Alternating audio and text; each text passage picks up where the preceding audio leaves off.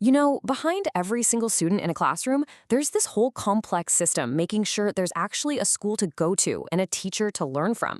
Well, today, we're going to talk about the story of the unseen engine that powered this system for over 40 years in Pakistan. It was a little known, but believe me, an incredibly important agency called AEPAM. I mean, seriously, think about that for a second.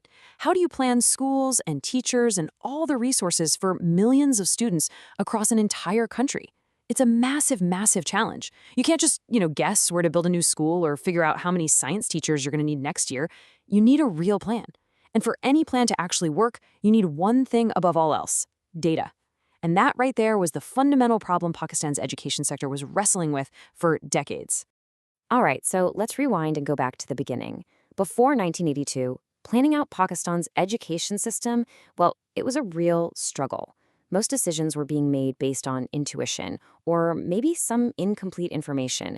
And look, that is a really tough way to try and run a national system for millions of kids. So before AEPM came along, you had planning based on intuition. You had all this fragmented info coming in from different provinces that honestly didn't always match up. And it led to a lot of, well, just plain guesswork.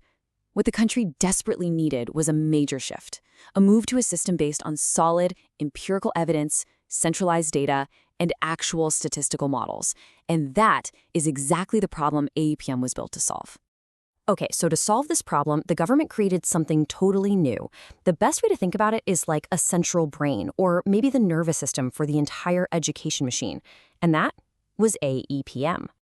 So what exactly was AEPAM? Well, the full name is the Academy of Educational Planning and Management. It was set up back in 1982, and its core mission was to professionalize the entire field. The idea was simple: no more guesswork. It was time to bring a truly scientific approach to managing the country's schools. And the way it tackled this was with a really smart two-pronged attack. First, you had to train the people, right? I mean, it's not enough to just have a bunch of data. You need skilled managers, principals, and planners who actually know what to do with it.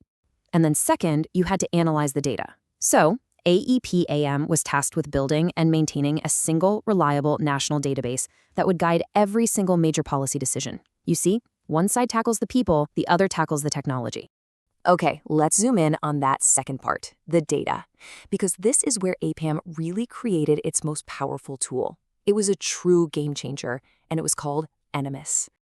And the scale of this thing, it's just staggering. We're talking about the National Education Management Information System, or NEMIS. This became the digital vault for basically every single school in the country. That's over 300,000 institutions, all tracked in one single central database. Just think about what that unlocks. For the very first time, planners could see a complete picture, exactly where the schools were, what resources they had, and most importantly, where the gaps were. This was the real engine room. And here's the really clever part about how it all worked. See, before this, every province and territory had its own separate pile of data. NEMIS acted like a central hub, pulling all those different streams together to create a single source of truth for the whole country. And that unified data then fed into the big annual Pakistan Education Statistics report.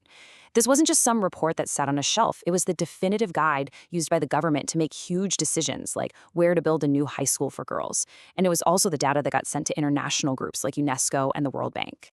So for 4 decades, AEPAM was literally the backbone of Pakistan's education data. It was the system. But then, just very recently, the story took a pretty big and unexpected turn. So let's just walk through that journey. AEPM gets started back in 82. A decade later, in 92, its data system, NEMIS, gets a huge upgrade. Then, through the 2000s, it really hits its stride, training thousands of managers all over the country. And then we get to 2023, a merger. But this wasn't really an end. It was more of a transformation. So what happened here? Well, the government basically decided to consolidate its efforts. They took AEPM, which was all about planning and data on schools, and they merged it with another important group called NEAS. Now, NEAS, the National Education Assessment System, their job was to track how much students were actually learning. So you put those two together, and they formed a brand new and hopefully more powerful organization, the Pakistan Institute of Education, or PIE. So yeah, while the name AEPAM might be fading away, its soul absolutely lives on. All of its critical functions, the training programs, that massive data collection from NEMIS, all the research, they're all still there. They're just operating now as specialized wings inside this new, bigger institute. It's really an evolution, not an erasure. So, after 40 years of this quiet, absolutely essential work, what's the lasting impact? What is AEPAM's ultimate legacy when you boil it all down? I think it can be summed up perfectly in this one idea. It moved Pakistan's education sector from a guesswork model to a statistical model. That was the fundamental shift. It replaced gut feelings with hard data, creating a whole new culture where decisions were made based on evidence. And that, my friends, is a monumental change. I mean, when you really break it down, the contributions are crystal clear. AEPM created a culture of actually using data to make decisions. It trained literally thousands of professional administrators who are still out there running the system today. It built NEMIS, the statistical backbone that is still the foundation for everything. And, maybe most importantly, it aligned Pakistan's national planning with global goals, like the big one for quality education, SDG 4. And that brings us right up to today and to the future.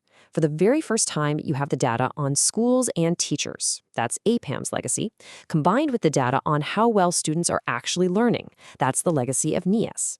It's all under one roof now, at the Pakistan Institute of Education. So, the big question is, what's next? How will this new unified brainpower be used to really shape the next generation of Pakistan's schools?